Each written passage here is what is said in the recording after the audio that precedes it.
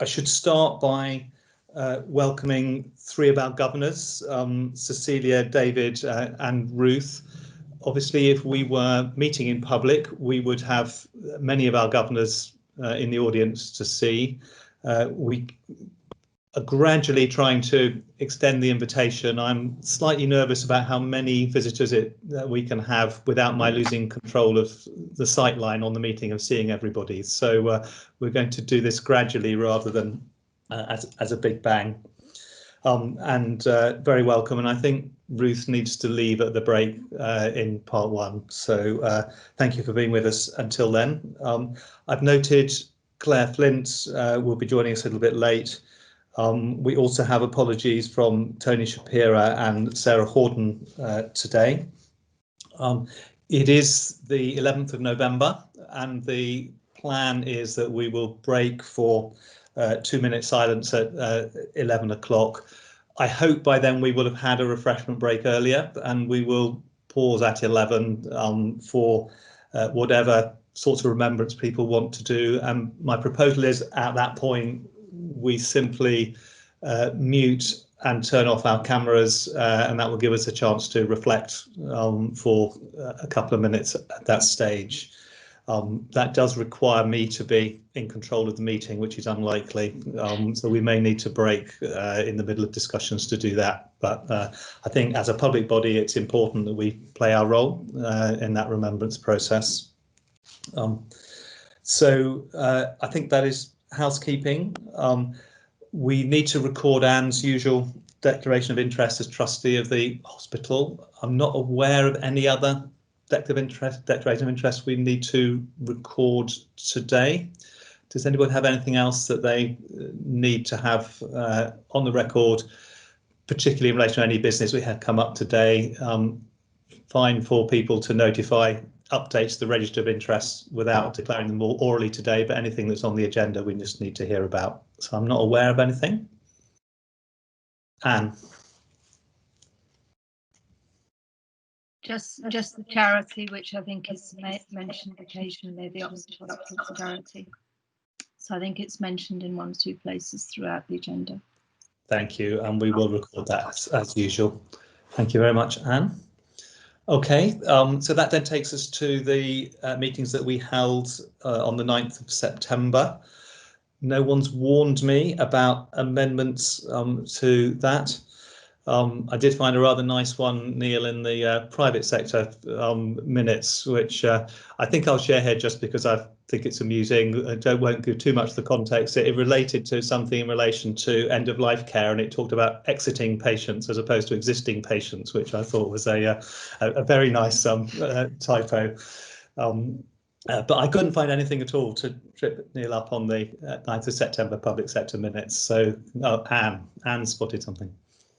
Sorry, I haven't got the page open at the moment, but there was a word missing on page 10. If I can let you know what it is afterwards. So it's not hugely material, but I know when I was looking at it, there was a word missing in one of the paragraphs. Thank you.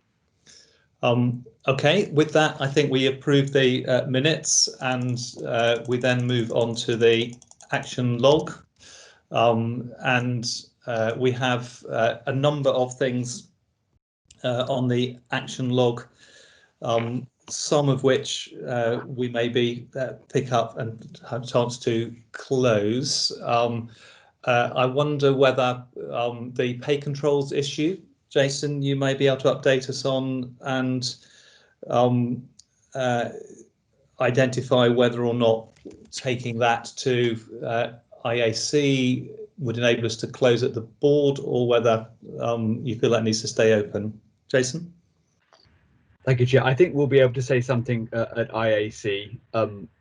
It's always a little hard to be sure how concrete the data will be, so we'll definitely be able to say something, and whether we can, and I definitely think we can monitor any ongoing issues by IAC, and if needs be, have them sort of highlighted in the IAC board report as well. So we should be able to close it here and monitor by IAC.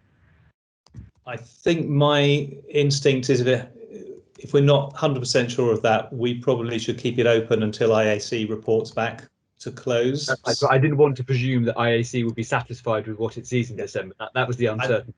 I'm sure IAC will be satisfied, but it may have a few questions before it gets to that stage. I think we should keep that open, note the referral to IAC, and aim to close it at our next board. The safeguarding issues, Sam, we raised issues around out-of-county working. I wonder where we got to on that. So I guess I went back and talked to the safeguarding team, and probably just what's missing from a range of all of our processes, whether they're DOLs or adult safeguarding reviews, is that the review follows the patient. So if the patient has come from out of county, so maybe that I can annotate next time that the work was done in a multi-agency approach with another county. But I guess they said if you read it, it's taken for granted that dependent on where the patient resides, we would work with the relevant county teams. So they've given me assurance that that multi-agency cross-county work is in place, and I can make that more explicit in future when reporting. So should we agree then that this next step is that there would be a paragraph in the report that just alerts us to any issues on that on an exception basis, and on that basis I think we could say we've done the board work, and that will work its way through and in each report. Would people be happy to close the agenda item on that basis? Thank you. The long wait patients I think stays open at this stage, but I don't know whether there's anything that you want to say, Sarah, that won't come up in the IPR or at some other stage? No, thank you, Chair. No, thank you. Thank you. And Sam, the experience of minority groups via the inpatient survey, can you update us on that? Yep, so I've sent something to Neil. So I think you're right, there was a clear omission in friends and family testing, that we could identify ethnicity as part of our surveying. So that's already been changed. And then I think, you know, working as part of a wider system, and Bruno will testify that we actually didn't approve the comms plan for winter due to this very reason. And we're now assured that our communications plan and sort of feedback from patient across winter is much more representative of our community. And in addition, you will see another good example in the maternity feedback and the work of the Lotus group. So I think I'll need to again just draw attention specifically to where we're doing work, particularly to the BAME population, but it was a definite omission from national FFT, and that's been changed this month. Thank you. So can we close that as a board item? It'll work its way through our normal reporting as we have data from that. Okay. Thank you very much for that. I think that deals with matters arising in the action log, unless Neil's missed anything. Thank you. Under Chair's business, I think we should note that we had, I think, a successful Council of Governors meeting on the 2nd of November. We had a short presentation, but an impressive presentation from the Young People's Executive. We, I think, also noted that governors have found it extremely helpful to have more non-executive directors present, as we've been able to do for a couple of the committee discussions and the council, and they've also found it helpful to reduce the amount of time spent preparing and presenting papers and increase the ability for governors to explore things, and they have been very comfortable receiving copies of papers that have come through from other routes as opposed to specially prepared papers, and for the willingness of both executives and non-executives just to engage in discussion rather than use up agenda time in presenting papers. So all of that, I think, has helped governors feel engaged with the discussions that need to be had. And it's work in progress, but I think we definitely feel that we are improving the interactions between the board and the council as we hoped to do. We also received an update at that Council of Governors meeting on the review of the Constitution, and we will be bringing to January board and January council proposals for any changes to that Constitution insofar as they will support the new governors' elections. And I'd like to put on record my thanks to Susan Paluca for an immense amount of work on that, steered, of course, ably by Eileen and by Neil. So we will be bringing some things for discussion by the board in that process, because any constitutional changes need to be signed off by both the board and the council. Secondly, I think I should report that recruitment is underway for 2 non-executive directors. We have aimed to fish in a much more diverse pool than we've been able to so far. As part of that, we've produced a short video which has been disseminated to show that we are definitely interested in reaching groups of people as candidates for non-executive directors that we have not managed to reach before, and to reduce the risks of groupthink from people who come from relatively similar backgrounds and know each other well. That's certainly prompted an increased number of expressions of interest. We haven't yet done the shortlisting, we've done the long listing, but I'm confident that we will have a more diverse group of people to interview. Of course, we have to wait and see what happens in the interviews to do that. And we have achieved some national notice for having done that. And I think it's encouraging that we've shown ourselves keen to extend the diversity of the applications. So we will report back in due course when we get through to the shortlisting and interviewing process. And finally, under Chair's business, I should note that we are out to tender for the provider for the financial governance review. Assuming that process goes smoothly, we hope to have some early findings by the end of the year and to have the report in time for our finalising of next year's budgets. I think, Jason, I've understood your message correctly to say that, and that's the right sort of timeline. Yeah. Thank you. Those are the issues of Chair's business, and unless there are any particular questions or comments, I suggest we move to Bruno's report. Thank you, Jonathan.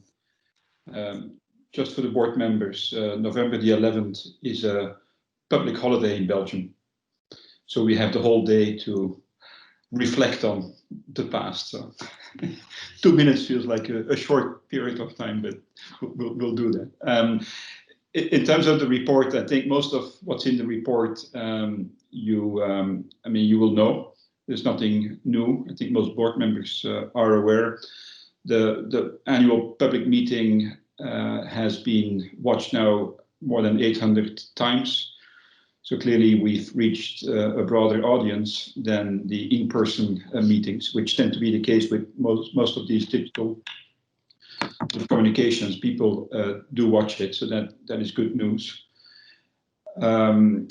In terms of winter and COVID-19, we'll talk a lot more about it during the board meeting, but I just want to highlight the NHS 111 first, which has started in the trust and will start nationally also soon.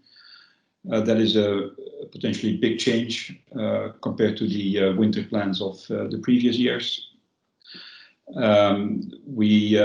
We've listed in the report quite a lot of celebrations and awards.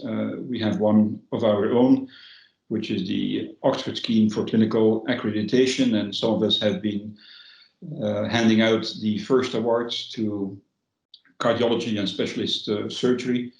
And I think that program is extremely well received and gives a lot of pride for those teams that receive the award.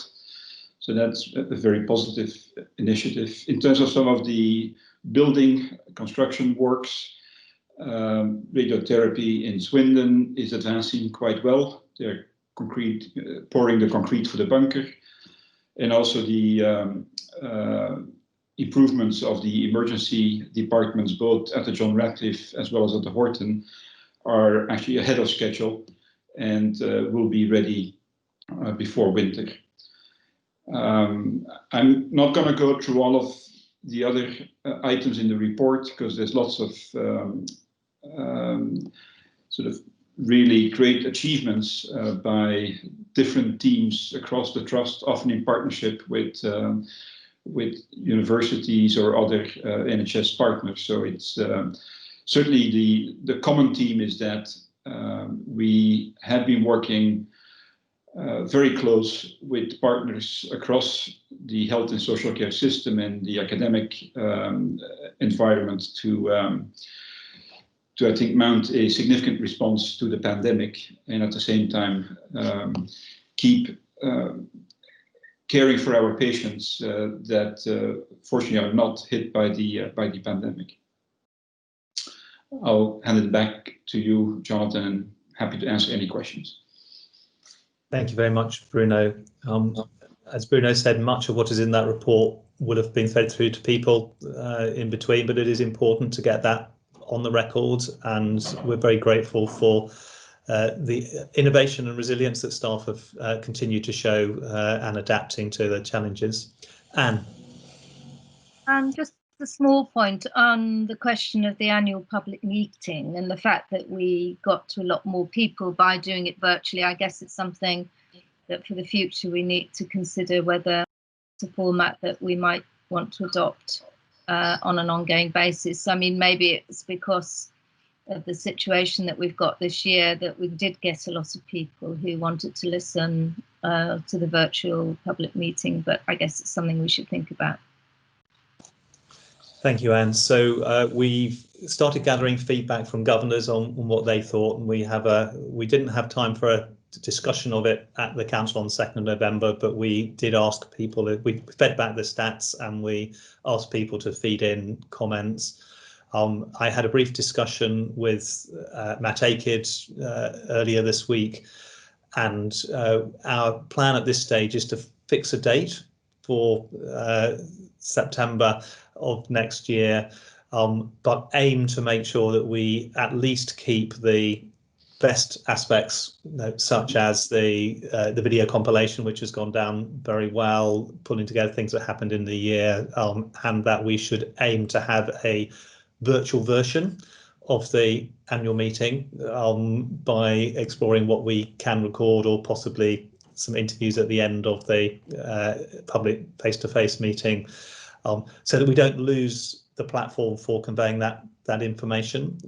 So it's early days in working it out, and we have time, but I think your points are well made that if we have had a broader reach from this platform, we certainly don't want to go back to less dissemination of information. At the moment, our sense is that face-to-face opportunities are important, so we don't want to shift everything online, but we don't want to lose the impact we've had. Katie, your hand went up, but it's gone down again. Does that because we've said what needs to be said? I was going to type it into the sidebar. Actually, all I was going to say was that could we have a closer look at the IT next time, i.e. David? Yes, so we've started gathering some of the feedback on things that were clunky and weren't, so that's all in hand in terms of having to look at. Thank you. Thank you very much.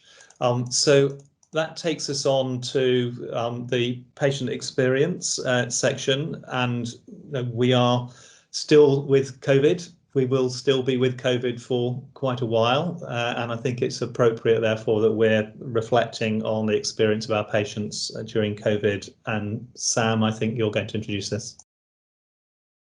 Thank you, Chairman. Just a couple of areas to highlight. So yesterday with Bruno, the executive team met with CQC, and one of the areas that they did ask us was around how the patient voice is coming through to board. So I think, as you say, it's really pertinent that we continue to pick the right stories. So this month's story is an account of 3 patients who've been cared for in our dialysis unit at the Churchill Hospital. This is by default a very vulnerable group of patients. So I think what came through for me is that needing to feel safe, and the assurance that we can take from the experiences of the 3 patients that we spoke to in more depth, their sense of feeling safe. But I also think more importantly, and I wonder if I can bring Meghna in just to share our position, is a really huge congratulations to Renal, because the other area of compliance that we really need is around reducing the risk of spread between patients, between staff, and I think this is a good example of compliance with PPE. And certainly over the course of the last week, Meghna, Sarah and I have been closer to our Shelford colleagues who are really struggling with significant amounts of outbreaks. So I just thought it'd be appropriate if Megan could give an update where we are, NHSI's view of us, and some of the things that we're doing to reduce the risk of nosocomial spread. Thanks, Sam. So as board members will recollect, we, following the testing of 12,000 of our patients, and certainly now we've got to 36,000 tests of our asymptomatic staff, and that has enabled us to build an IPC plan, which was articulated a couple of board meetings ago, and certainly all staff have complied with that. The compliance is good. There are some areas, of course, where we have to support colleagues to make sure that the mask is rightly positioned and social distancing is complied with at all times. But on the whole, our nosocomial rates are very low. We've had one episode of 3 patients way back in July and none since. And NHS England's improvement have certainly commended the team on this low rate of nosocomial infections, and are actually coming to OUH to meet with the team to discuss good practice and learning. There's also the PPE safety team that is led by the infection control team, and many of us are sort of walk around with the PPE safety team, again in a more supportive role and information provision role and assurance role to all our staff to make sure that there is compliance with PPE and IPC guidance and plan. Thanks. So just my final comment, if I could ask the board to share their thanks with the renal team, who particularly over the COVID period have been extremely flexible. So as an example, that the Horton team moved out to the NOC. Bruno's been and personally thanked them for that disruption. They supported the critical care unit significantly by the increased amount of patients that required renal support. And I think, again, this story shows an accolade of their leadership and their practice. So I'd like to just share that with the board. Thank you. Sarah. They've also been supporting other trusts as well for mutual aid around in their ICU, so particularly Milton Keynes. So and they've requested that the same for going forward for this second wave. So it's their leadership, their support to others is exemplary.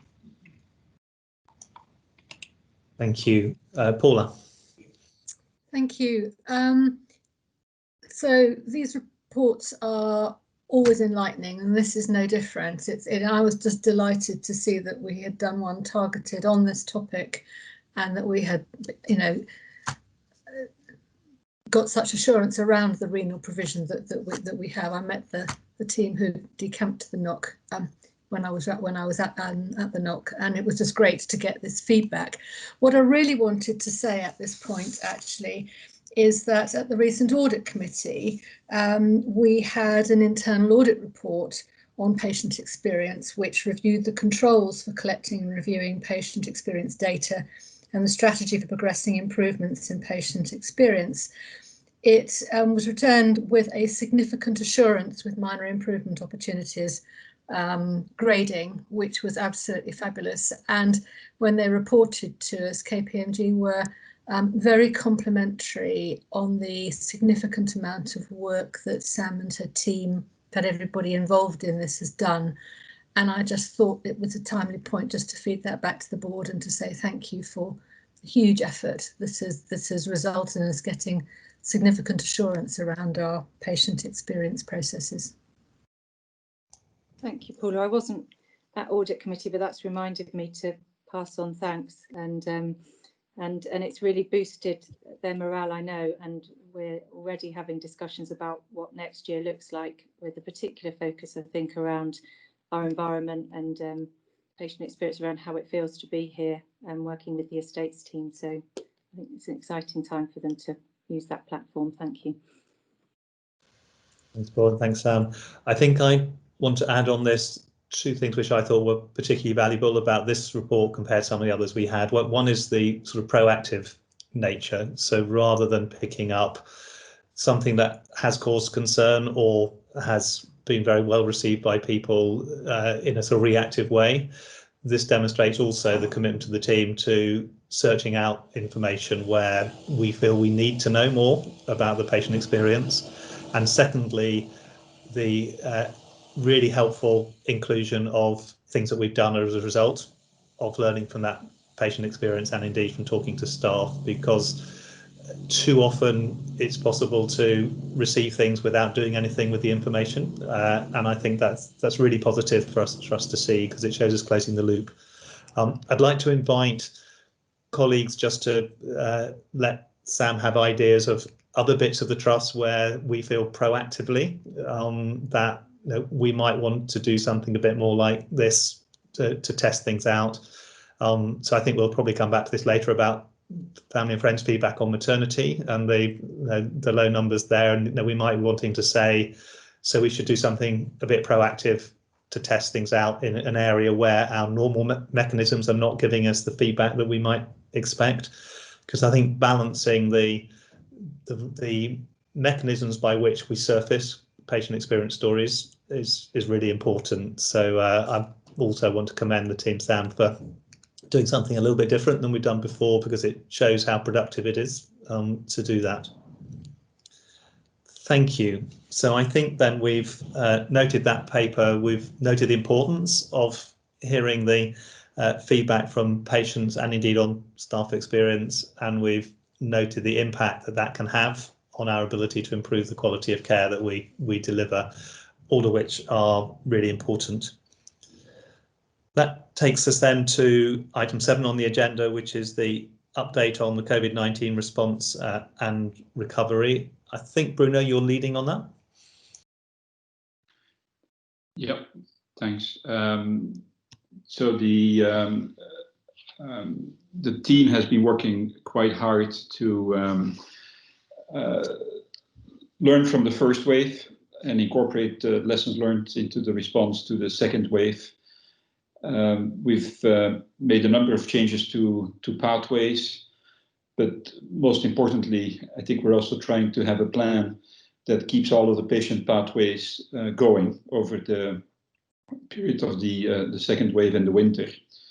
And that is quite a challenge, because we have now to allocate capacity, whether that's outpatient, diagnostic, day case, theatre capacity, acute beds, critical care beds. We have to allocate them across a multitude of pathways.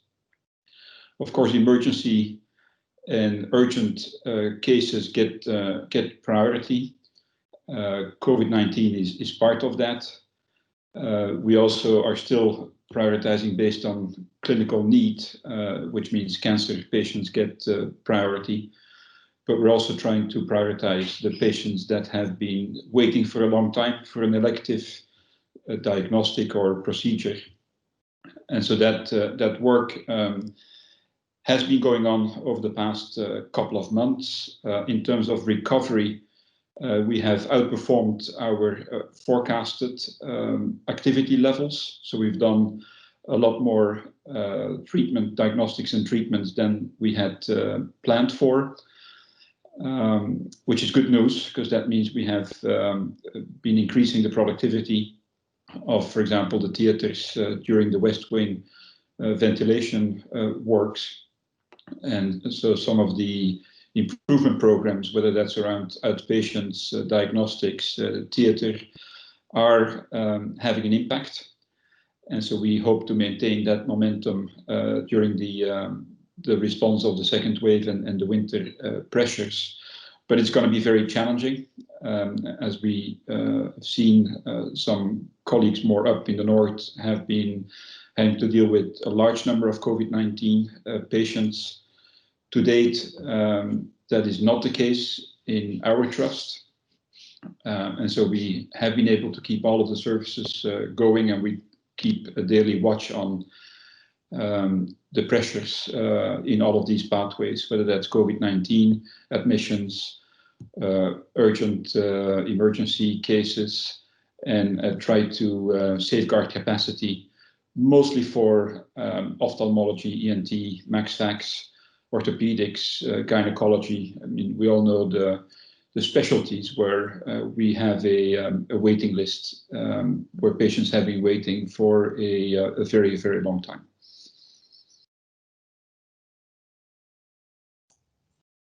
Thank you, Bruno. Katie. Thanks, Bruno. I was just looking at the COVID per day cases in the integrated performance report, and I know we can get to that, but it's just relevant because you're speaking now. And notwithstanding your remark around the fact that we are in a lower case base than a lot of other trusts, can you just remark upon where we are now compared to where we were with the peak in April? Because if I look at the graph from April, it looks to me like our peak in September was slightly higher. Is that right, or am I misreading? I think you're misreading. Okay. We're a lot lower than the peak of the first wave. And we're monitoring that on a daily basis. We also have a lot more data now on infection rates. So we have a very good local system of testing and tracing, which complements the national system. So we get weekly data that is quite good in terms of who has been infected out in the community by age group and by location. And we're now seeing if we can actually, based on that data, better forecast the admissions that we can expect in the next 2 to 3 weeks. We have seen that infection rates in the older population, 60 years and older, has increased. I think if I recall by heart, from about 75 infections to 105 last week. And we know some of these people will be admitted to the trust. It's not only the older population, by the way, we also had a young child that was admitted recently. So all age groups can be affected. But if you look at sort of the larger volume of admissions, they tend to be in the older population. So we're trying to be able to forecast a lot better than we were able to do in the first wave. Perfect. I'll pop in the sidebar, the graph that I'm looking at that's making me confused then, and if somebody could just come back to me. Thank you, Bruno. Thanks, Katie and Bruno. And as a general sort of way of conducting business, you'll see we have a particular agenda item on workforce key issues coming later. I'm hoping that we'll gradually move to using the full IPR as a sort of background document and have our discussions focused on particular issues. So I'd encourage anything that sits in the IPR but goes with one of the agenda items. We'll try and take it with the agenda item. So any COVID related bits in the IPR. No, this is, I think, the point to raise it. Could I raise a question around our business continuity and resilience? And in the previous wave, we saw the team put in a lot of effort into securing PPE. We know there have been some challenges around nationally around oxygen. Just wondered what we think our risks, where do we feel most vulnerable? And I guess we also need to bear in mind EU exit as one of the things that may compound those resilience challenges. Jason. So I might speak to the PPE point and then let colleagues speak to oxygen. So we discussed in a few settings how we're approaching PPE provision in the second peak. So we have built up a very large stockpile ourselves. We've just taken possession actually this week of an additional distribution centre warehouse where we're going to run a distribution centre for the ICS, which nationally is going to be given a second stockpile. And we're going to otherwise rely on the national push stocks more than we did in the first wave. I have this week asked the procurement team, well, last week actually, but I've got the data this week. They've checked in with some of the trusts in the northeast, the northwest and the Midlands to find out what their experience of push stock deliveries has been. And actually all the trusts we've spoken to have reported that compared to March, April, May, the push stock system is successfully meeting their needs this time round, which I think is helpful. Now, if we had demand on the national supply chain for the whole country equivalent to what we had in the northeast, northwest and Midlands right now, of course it might be under difficulty, but nevertheless it's more reassuring to hear that that system is working at the moment than to have heard that it wasn't working. I think we have a residual issue probably not on our total stockpiles, but making sure that all teams ask for everything they need, and particularly that some of the non-clinical areas ask for and collect appropriate amounts of wipes, hand gel, etc. But so we have some internal issues about making sure everyone asks for and gets what they need, but we have no issues with the overall supply. A small risk around FFP3 masks. And I think I shared, for the non-execs who were at the governor's meeting, I afterwards shared you the stock report that the execs get 3 times a week, which is our main source of ongoing assurance on that. Thank you, Jason. Any other answers? I mean, I guess what I'm really concerned to understand here is what's on people's worry list in terms of our resilience. It may be I'm more worrying than you are, but I doubt it. I think the oxygen and PPEs is, as Jason rightfully says, is not the highest on our worry list. I would very much like to put our staff resilience as the #1 concern, because as we talked about yesterday, Jonathan, I mean, we tried to manage sort of the staff morale at the outbreak of the pandemic, saying this would be a long period of a challenging and stressful way of working. And it's turning out to be even longer than we probably anticipated when the pandemic started. There's a bit of good news that's sort of coming out in terms of improved testing and vaccine and potential treatments. So people potentially can see a bit when this will end, but nobody can give guarantees on when we are getting out of the sort of pandemic. It will certainly be next calendar year, but we don't know when. And I think is keeping people resilient, the morale. So we're investing a lot of time making sure people have team huddles so they can support each other, talk about what's going well, what isn't going that well.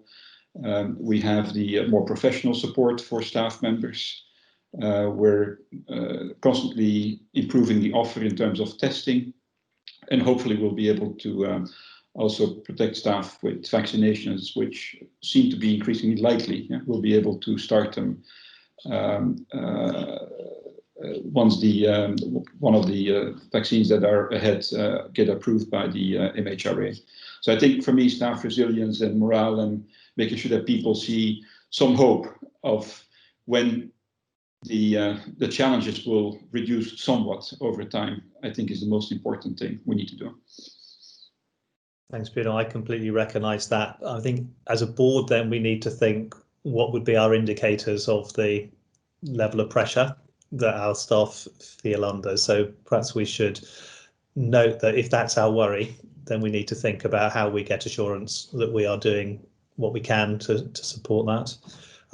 Linked with that, we now have new data on risk stratification, recently come out from Julia Hippersley-Cox's team and the development of the new Q-risk decision support tool, expect to be rolled out soon. And I just wonder where that leaves our current risk assessments of staff. Do we have some staff we need to reassess, or do we think that the risk assessments we've done are fit for purpose? Terry, you want to come in on that topic? Yes, so there is a new group called the clinically extremely vulnerable group, and those are people who would have had letters from their GPs as well. We've been working with divisions to identify, and with occupational health, to identify all of those people. We have identified all of them. I think there are a couple that are coming through, but we've identified what we think is all of them, and we've made sure that those people are working from home, as well as the high risk people. So we're going through an ongoing process. We've prioritised that group and the high risk group people. We've given further communications. We've also set up a clinical review panel, which is also reviewing cases that we think are relevant to review. So we're quite confident that we're dealing with that effectively. Thanks, Jerry. That's very helpful to hear.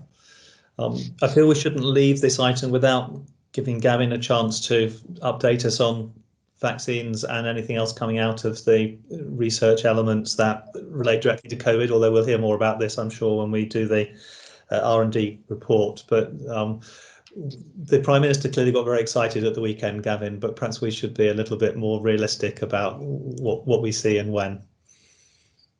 Well, I mean, people read this in the newspapers and can see it on the telly, Jonathan, but I think the news on Monday that Pfizer have got positive results with their vaccine is really extremely good news for us all. There are problems with the Pfizer vaccine in terms of its manufacture and distribution, but as you also know, the government has signed up to get I think 10 million doses of that vaccine delivered. But the reason this is really good news is that most of the vaccines that are currently in phase 3 are using the same. I mean, they're using different strategies, but actually the thing that you're immunized against, which is the spike protein of this of the coronavirus, is common to them all. So the Pfizer vaccine and the Moderna vaccine are brand new technologies, which is actually just RNA going straight in to the arm to make the protein against which you then make an immune response. The Oxford vaccine does it in a slightly different way, in that it puts the RNA for the spike protein into another virus, which goes in and induces an immune response. And we wait with bated breath for the results of that trial. It is much easier to manufacture than the RNA, so if it works, there is the potential to make billions of doses of it by next year. And then there are a number of other trials out, but I think the fact that one of these vaccines works is A, good news in its own right, but B, makes the chances that the other ones are going to work higher. So that's terrific news. And you know, there will be massive problems about deploying that, especially if it's an RNA vaccine with all of the cold chain and everything at -70 involved in doing that. But I think we are and should think about how we're going to do that when and I think it is now when a vaccine is delivered. And then in terms of the recovery trial, obviously that goes on. Obviously the numbers recruited are increasing. They've got a number of treatments still in trial. Azithromycin is one of them, which is an antibiotic, but also modifies the immune response a bit. There's a drug called tocilizumab, which is a sophisticated anti-IL-6 drug, which is being trialed. They are also looking at plasma transfusions from immune donors, and they've already enrolled quite a few people in that trial, and I think the readout might be quite soon. And then finally, they're using the monoclonal antibodies from Regeneron, which are a brand new therapy. Not one, unfortunately, there's going to be that widely available because of the cost and difficulty of producing it. But it'll be an interesting trial, as will actually the transfusion of plasma, because if that works, there are obviously hundreds and hundreds of thousands of people out there who could give blood to aid with that. And Jonathan, many other things, but not time to mention that. As you say, a lot of this is covered in quite a lot of detail in the BRC report. Thanks very much, Gavin. I think Jonathan, maybe of useful update to the board as well in terms of the vaccine preparedness. There is a task force nationally. There's one at the region, one at the BOP ICS, and David Wallaker has agreed to be the executive lead for the trust. And so we are being asked to be ready to vaccinate certain target groups as of December the 1st.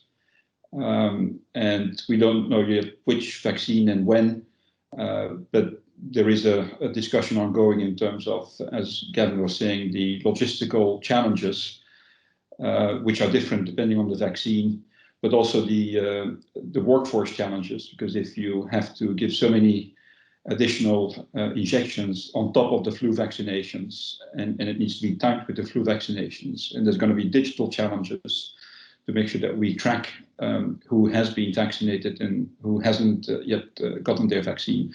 So there's quite a program of work now where the trust is participating to make sure that once the vaccines are approved, we can start vaccinating the priority groups as of the approval. Thanks very much, Bruno. I just want to make two other points. I'm going to try and move this agenda item on. One is just to read in from the chat around the peak we had previously, which was 140 inpatients, of whom 37 were ventilated. So that's a helpful thing for us to bear in my mind as we see the numbers coming through at this stage.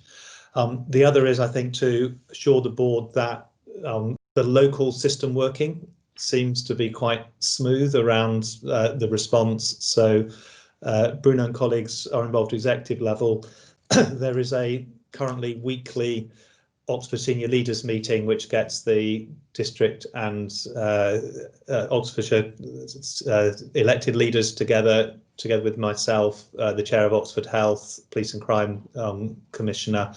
So I'm confident that we have an appropriate decision-making mechanism to make sure that we coordinate local efforts, unless Bruno tells me otherwise. But so far he's been feeding me that I can nod my head when things come through to the senior leaders group as being effective. So I do think we have the preparations in place, but none of that should lead us to underestimate the challenges that our staff will be facing over the next few weeks and months. So we're very grateful to all the effort on that, and this will remain, I think, a standing item on our agendas for the foreseeable future. Can I move us on with those comments to the integrated performance report? The plan, as we've done in the past few meetings, is really to just open this to questions as opposed to invite people to present, but that doesn't of course stop executive colleagues who particularly want to draw attention to things doing so as part of that, but I'm not going to hand over that to them to present. I'm just to open the mic for people to raise questions and make observations. No one wants to go with the fastest finger. Can I ask about the breast symptomatic weights and the particular challenges that we have on the 2-week breast? So this is it's in the headline. It's the 7.6% performance, and it's on page 97 of the full numbering as opposed to the report. And there is an explanation of what's going on there, but I don't have much of a sense about how confident we are that we'll see a quick improvement on that. Who can enlighten me on that? Sarah. Thank you. I think in previous reports to the board, I have mentioned to you that we would see a drop in breast 2-week weight referrals, which also impacts on the breast symptomatic. Primarily, this is around radiology capacity, clinic capacity, and the increase in referrals that we're seeing post-COVID, and also particularly for October, the public health campaign. So we have a recovery programme in place, and we have actually put on additional capacity at the weekends, both for radiology and within the clinic, and have actually improved the position. Although we're seeing a drop in performance for patients in September, we are seeing the demand versus the capacity maintained in October. So we have got a recovery plan. This is about patients being seen within 2 weeks. They are treated within the 62 days. So we did have an outer marker that patients were seen at 19 days. That certainly came down to 16 days, and we're now seeing half the patients are now seen within 2 weeks. So it is improving, but the numbers for October have improved and will be maintained going through. So we should see an improvement coming into the end of Q3, end of December, and certainly into Q4. So we have, for assurance, we've got a paper that went to our trust management executive to inform colleagues there of our recovery progress, and another one will be going in November to our trust management executive. Thank you very much, Sarah. Katie, and then I've got Anne after Katie. Thank you. I just want to give Meghna and Sam the opportunity to clarify something that I've asked them about already, because it shows a real demonstration of their understanding of the data. There was a mention of a maternal death that was a thrombosis on page 59, but later on in the pack on page 74, it's talking about thromboses generally and saying there were none that were judged avoidable. And to me, they don't quite match up when you read the data, but there's an explanation for it. So I'd like Sam and Meghna to have the opportunity just to explain that. Thank you. Go ahead, Meghna. Can you hear me? I've got a horrible sound. Okay, now it's better. So Katie, thank you for raising that. So the hospital acquired thrombosis is 0, as illustrated. The maternal death is a very sad case of a patient who came in 8 weeks after delivery with a thrombosis, and that case is a SIRI and it's being investigated by the CCG because obviously the care has been in OUH until birth and then in the community after birth.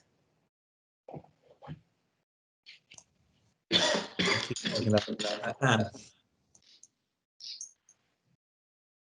Okay, thank you. So my question is on the finance page, on the summary on page 9, where in the actions box at the top right hand side there are a number of actions listed, and one of them is operation plans for phase 3 are underway with targeted specific actions to improve productivity and support recovery trajectories. One of the issues that I'm sure you're aware of that I've been concerned about is obviously that our focus this year has been on COVID and actually what's happening to the underlying level of productivity for hopefully when we come out of all of this. So I was interested to know what the specific actions relating to productivity are in those phase 3 plans. Thank you, Anne. The reference there is principally around some of the clinical and operational projects which link back to some of the issues that Sarah talked about earlier. So our theatre productivity, both actually getting the maximum available lists out of our sort of overhead of theatre costs, and then actually making the best use of each list in terms of cases delivered and avoiding cancellations, is probably one of the most important areas. And I think, and Meghna might come in, I think actually the signs are pretty encouraging there. I mean, there's a lot to do. The other area, when you think about the cost base and operational pressures, where I think the signs are a little less encouraging, is the overall length of stay, because, and you can see that in the other sections of the report, because that's pretty clearly linked to how much bed capacity we have for elective and non-elective flow, and how much pay cost we need to sort of deliver a certain amount of bed capacity. Understandably, we really aren't pushing a financially orientated set of improvements in the clinical areas at the moment. There are, as you're aware from the investment committee, some quite interesting non-pay savings projects going on, but I was really referring here to some of those more operational areas. Thank you. And that's the reason why I didn't address the question to you, actually. I was waiting to see who was going to take up the baton on my question. May I come in, Chair? You may indeed, Meghna, and then I've got Paula once we've dealt with the answer to this. Sarah, are you coming in on this one as well? Yeah, so Meghna and Sarah, and then we'll move to Paula's question. Meghna. Thank you. I just wanted to highlight and give some detail on the theatre productivity steering group, which Jason has mentioned. So essentially our 3 main objectives for this theatre productivity steering group are to improve the pre-op assessments, which help reduce cancellations from the pre-op point of view by standardizing the triage and the assessments. We want to make sure the performance is monitored by the dashboard that was created by improving utilization and efficiency. and also reducing underruns and overruns. And thirdly, make sure that the workforce and people issues are addressed in a timely manner. We've got a team now who's working very well together, and as an example, we are now delivering in excess of 400 sessions every week, where we were delivering 150 sessions in May this year. So that is a steady improvement, and that is despite the work in the West Wing where we had limited access to theatres. So this is going to get better. One of the issues that, of course, could deter us from continuing improvement is staffing shortages and how COVID impacts on staff absences. So the number of cases, of course, has also gone up in relation to that, where we've gone up from circa 200 cases a week to almost 800 cases a week. There is a mix, of course, and it's more important to understand that there's a split between majors and minors amongst those, and that is the detail, which I won't go into. Efficiency is improving steadily as well while we do that. So there's a lot of work with a lot of engagement, and we should be able to, as Sarah's already said, the numbers are improving steadily, but we just keep our fingers crossed not to be hampered by issues that are outside our control. Thank you. Thank you, Megan. Sarah? So I was just going to update really just on the West Wing theatres. So our productivity through theatres actually improved significantly whilst we had that downtime of those that West Wing theatres, which I'm pleased to report to the board that that's now completed and all signed off, and we're back up and running. The other issues around cancellations, so all cancellations for patients requiring surgery would come through me to sign off, and all look to make sure if there's anything else we can make sure that those patients aren't cancelled. So, and is there any other capacity in any other theatres that we can ensure that patients are treated? We are starting to see, as you would probably expect, now we're coming into the second wave of COVID, some patients not wanting to come in for surgery.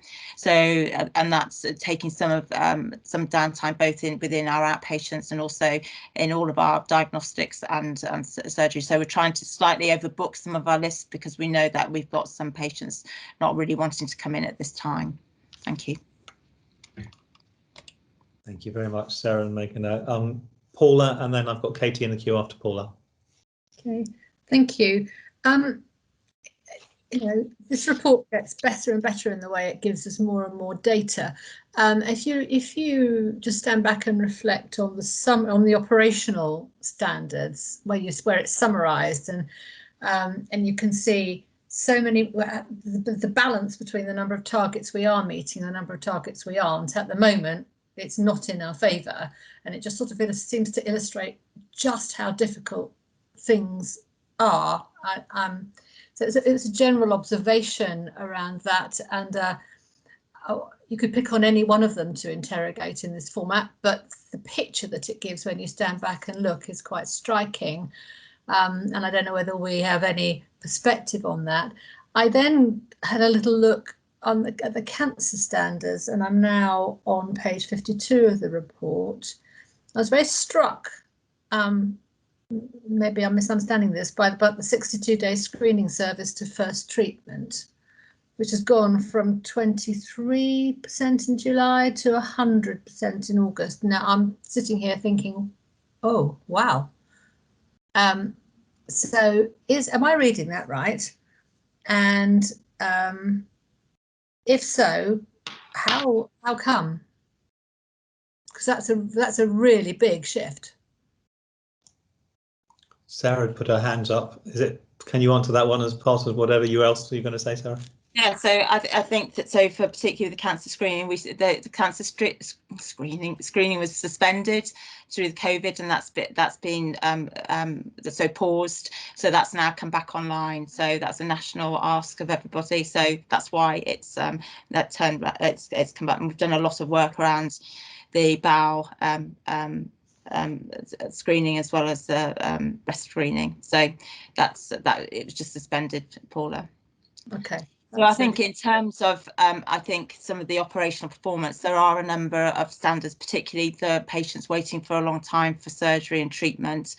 right across the board. And that's really, you know, thinking back, we had high volume specialties, particularly the ones that we've all mentioned before, who had high numbers at sort of the outer marker going into COVID, right at the very end of the financial year, that February, March. And if we look back, those numbers were high, although we were just holding on to, you know, quite low numbers over 52 weeks. As we've seen with the loss of capacity, because we needed to focus our attention to COVID, we lost that capacity, so our numbers rose. We are in a different position with a lot of more additional capacity, and as I think I've said before, trying to have a plan B and a C.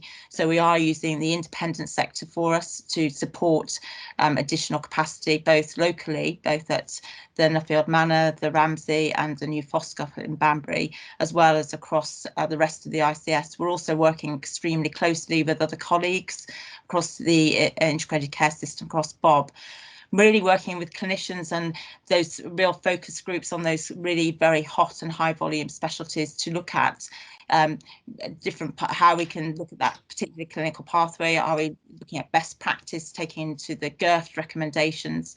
Is the things that we can do digitally that can help both GPs and secondary care clinicians? So we are working in a different way.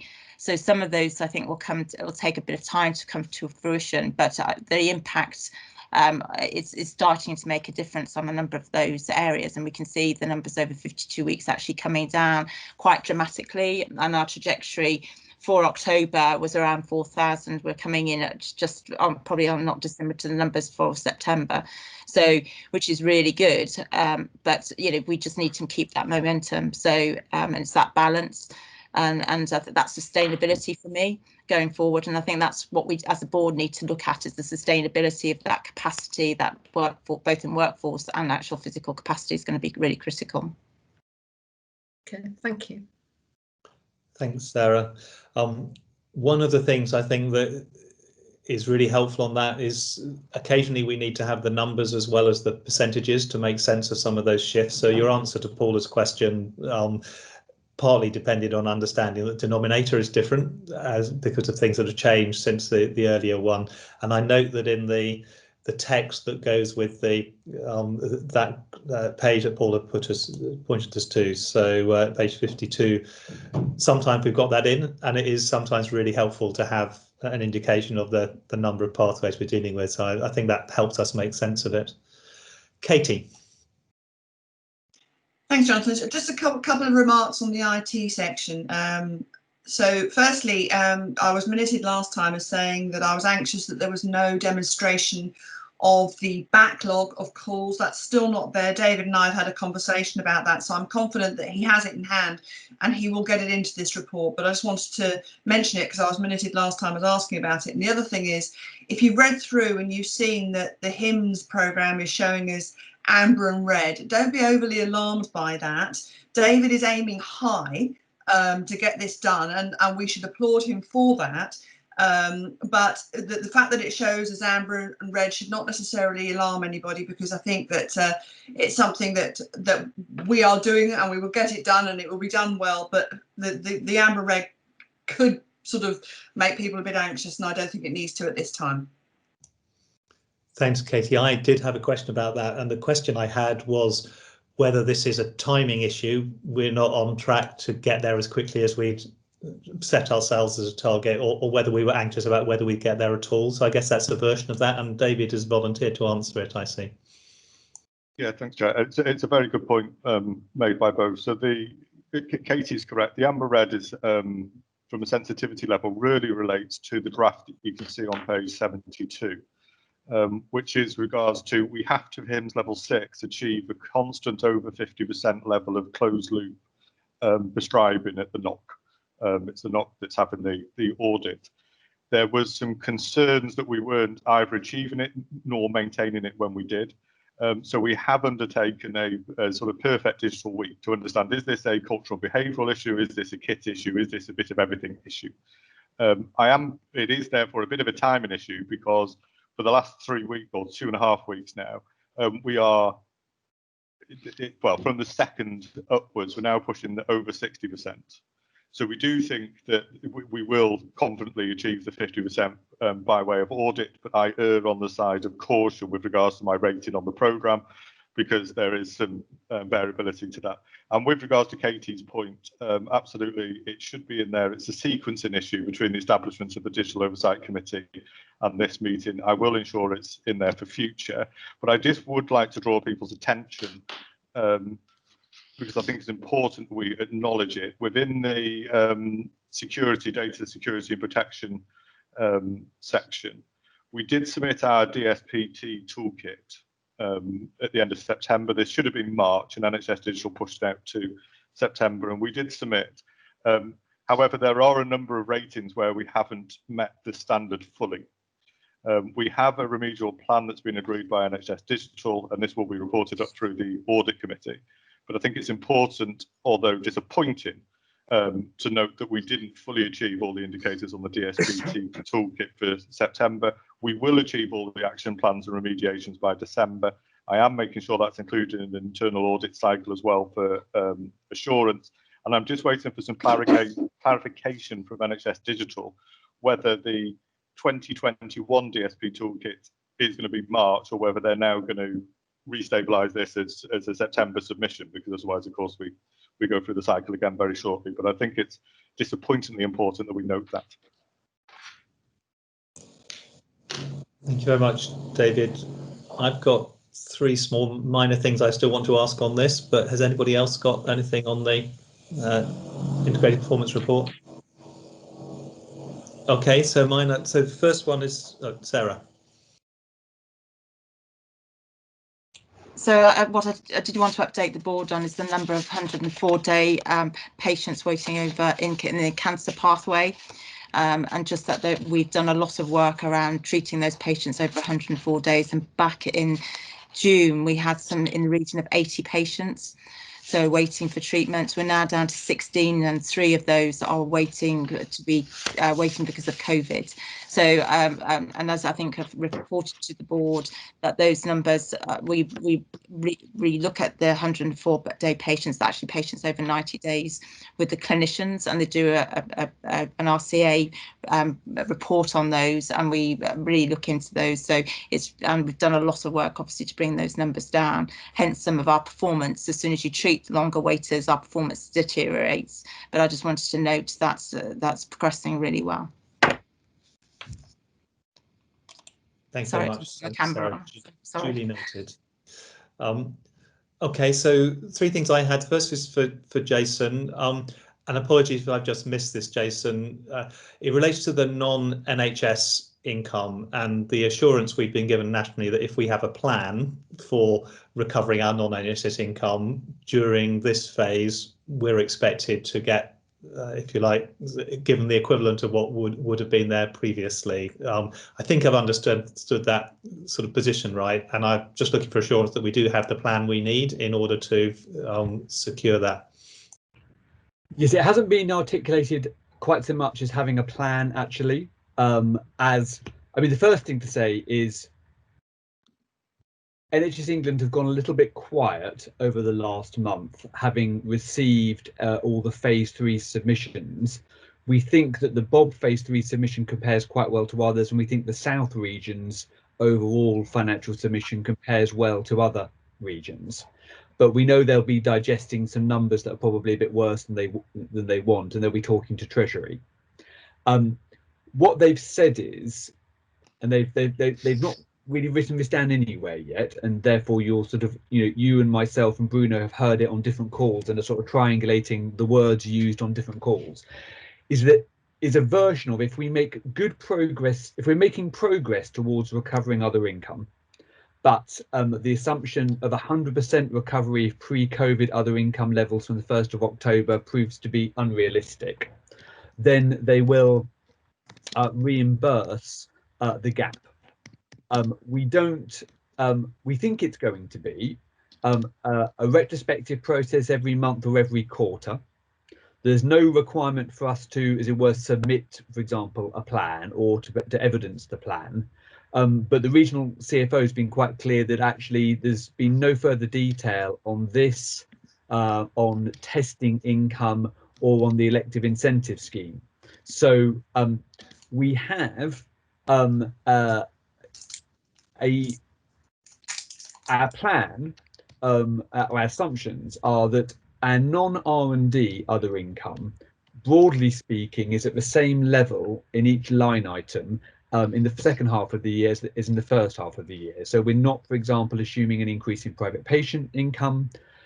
Given that staff car parking remains free, we're assuming that patient and visitor car parking revenue stays about the same. The education income, which is pretty much a block from the centre, stays the same.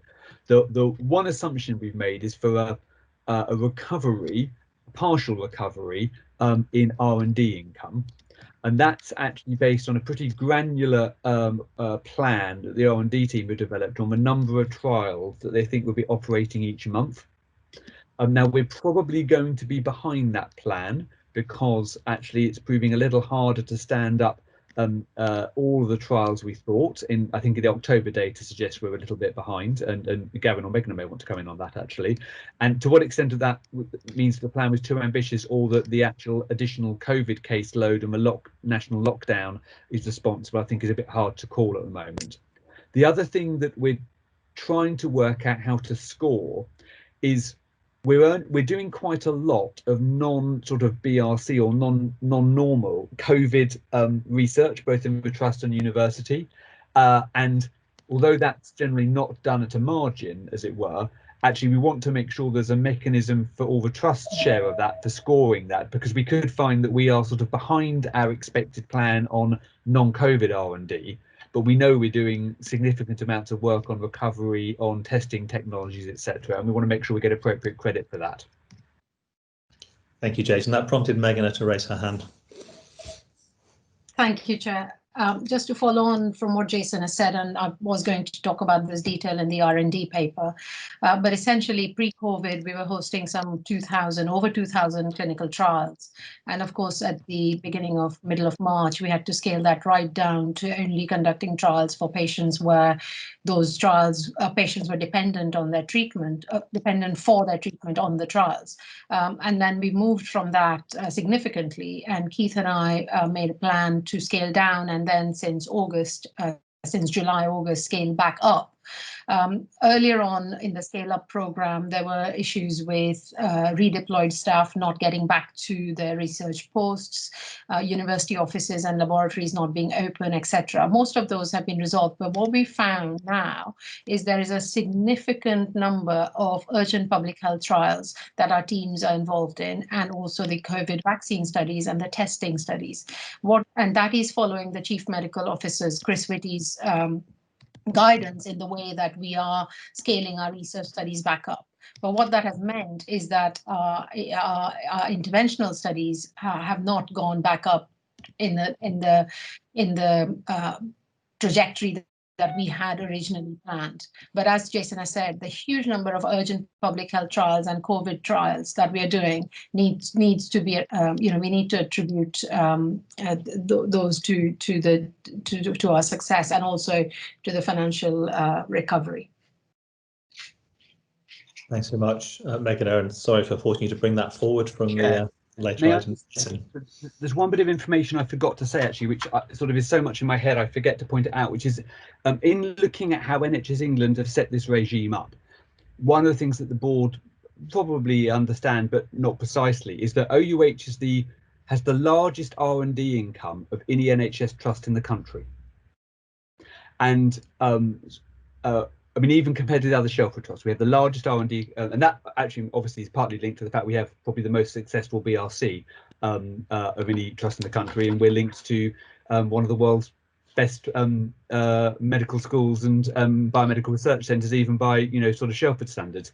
But it does mean that we have a problem, or we have an issue here, which is almost unique. Even in the Shelford group, we have the biggest issue, which means that it's not top of national policy makers' to-do list to sort of sort out the sort of bureaucracy and mechanism here, because it only affects about half a dozen trusts really significantly, and it affects us more than other people. And that's one of the reasons why it's hard to pin the detail down here, because it's not a priority for NHS England to fix the kind of admin on it. Thanks, Jason. That was precisely why I've asked the question, because it matters to us more than it matters on the national scale. I think that's something we need to think about, whether how we capture the risk on that, and what, if anything, we're able to do about it. Thank you. That was definitely worth my while asking the question. A couple of other things which are really quite minor. One is that I noted on page 19 of the IPR commentary about MPs being engaged, and I just wondered whether we think we're being proactive enough in briefing our MPs about the nature of the challenges in terms of our performance and what they can expect. I know we are briefing them on various things, but I just wondered whether we should have a brief conversation about whether there's something systematic that needs to be done, so that we inform them well enough so that they can respond helpfully about things without losing sight of their obligations to their constituents. I saw a sort of twitch from Sarah then, but it might be David's bit as well. If you're right next to each other on my screen, so I think Sarah's passing the buck to you, David. Well, I'm happy to pick this up. I think it's a very valid question, Chair. We do have regular engagement and constructive engagement now with MPs, specifically via Hannah Rickbell as Director of Strategy and Partnerships, and I think that's been very positive over recent months, because we've been able to respond to questions quickly and also brief where required. Whether that's the right level of engagement or more can be done, I suppose is a difficult question for me to answer, because I certainly feel that the steps that we've made with regular engagement with MPs has been beneficial. The feedback from them has been positive. So I'm happy for a conversation around it, but it's very difficult for me to say. I think we're doing enough at the moment. Thanks, David. Well, it was just flagged by the fact that we've seen it come through as a grouping of things. I don't think this requires a board action, but maybe you and I, and perhaps with Bruno, could think about how we manage the politics. Because if there's something about a little bit of Bruno, my time, making them feel that they're getting the briefing they want, even though it's exactly the same briefing as coming through, there's some benefits from that. So I don't think it requires a particular action in the minutes, but I think it would be good for us to catch up on that. Thank you. And my final... Quickly come in then, Jonathan. We did agree with the system partners that all the communications with external stakeholders, which EMPs would be a system update. And so I agree we can take this offline and see how we participate in the system update. But I think what has worked quite well is that actually we've been updating the MPs as a system rather than as a trust. Thank you. I think we should note that on the record that we plan to collaborate with the system on that, and we're not going our own way. Anne is raising her thumb at that point, so I think that goes in bold in the minutes, Neil, because Anne's raised her thumb. My final thing is really just a question really about trying to think through how we understand the emergency department figures going forward, because if I'm right, we've recently launched the idea that you're supposed to book your slot as you come into the emergency department, and obviously that may have an impact on the way in which performance looks on the graph. So I just wondered, Sarah, whether you've got any sort of advice to us in terms of what we should expect to look for, because otherwise we might misread the changes in the graph. So I think that's Sam's also put a hand up from that. So that's a good question. We've not long gone live, so 24 hours. We've started 24-hour response for 111 in the last week. It's both live at the JR and at the Horton to remind colleagues, and nationally it's the Think 111 first will go live in December. So I think that's a good point. I think we do need to make sure that we can recognise and put that within the IPR. So we'll do that alongside the urgent care piece. I think Sam also wanted to come in. Sam? So it's interesting because we've just done a briefing for Bruno, because we have looked at this yesterday at System Urgent Care, and you'll know that we're offering 4 appointments an hour on both of our sites around 111, and with Skaz about the learning from other systems, and you'll know that from an Oxfordshire perspective, we decided against only allowing people across the doors if they had an appointment. We weren't comfortable with that, but what we are aiming for is that kind of crossover of walk-in patients and booked appointments via 111. So whilst we're taking a bit of a slow and steady approach, that is ultimately our aim. The learning from other systems has been an increase in 999 calls if you kind of prevent people being able to walk in. So it's a big sort of public piece of work that we need to do, so that people recognise that you're better off either being re-triaged to somewhere where you can be seen quicker, and there's a proportion of patients that continue to come in with what's sort of deemed old minor injuries that could be seen elsewhere, but we're doing this work as a system and in conjunction with the public, so that we can build a confidence level that you're better being given an appointment to come. We've seen an increase of around 2%, I think, of 999 calls as we've brought this in. And given the lockdown and some of the other issues in the system, SCAS are not unduly worried about that. But I think this kind of slow and steady approach has been the right one. And certainly NHS are comfortable with what we're doing. But we're looking for that reduction of walk-ins and increase of the booked appointments via NHS 111. But what I can assure you on is there's some really good system working. Bruno, on Friday, there's a system leaders sort of urgent care focus, and we've just been looking at the briefing pack. And there's certainly other underutilised capacity across the patch that we really need to redirect patients to, so that they get a better service and seen quicker in a more appropriate setting. So feels like we're on track at the moment. Thanks very much, Sam. Katie. Thank you. Yeah, I mean, that's tremendously exciting. The use of something which is actually quite a simple concept could have an immense effect on how, you know, we operate. Could I just ask the general question and see if there's any elaboration to be had about the connection between 111, EPR, and the systems connection to make the whole thing seamless? Could we just expand on that a little? So that's probably a David opinion around the Adastra system. But the other thing I meant to mention was the other sort of important exception is we are clinically triaging more patients than other systems at the moment. So that again gives me a greater level of confidence. But David has got the oversight on how the sort of interfaces of the digital systems are working. If you don't mind if I back that to you, David. No, absolutely. I think it's somewhat of a challenge, Katie.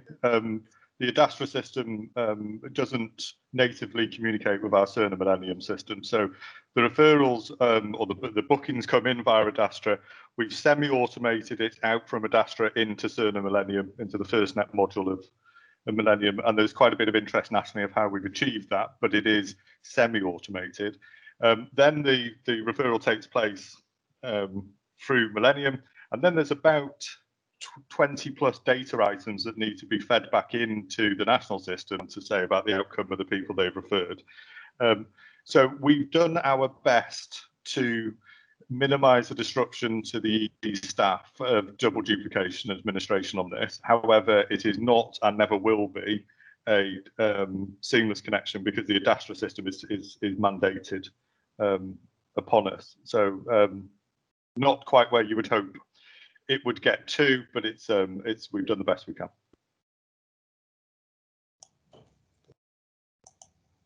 Okay, well, thank you very much, everybody. We're even a couple of minutes ahead of where we're supposed to be on the agenda, which is almost unheard of in my time, at least. I'm sure Fiona was much better at this than I was. My sense is that's been we've added much more value in that conversation around the IPR than we've done in meetings where we've asked the executives to introduce things. So I'm grateful to my non-executive colleagues for having read the papers carefully and identified things worth raising, and my executive colleagues for showing that they're in command of the data, because I think that's what gives us our assurance that we're able to probe on issues that are there, and you're always in a position to explain what lies behind them or what's being done about them. So I think that agenda item has done its job well, and unless people tell me otherwise, and don't mean now, I think we'll continue to try and operate on that way around the IPR.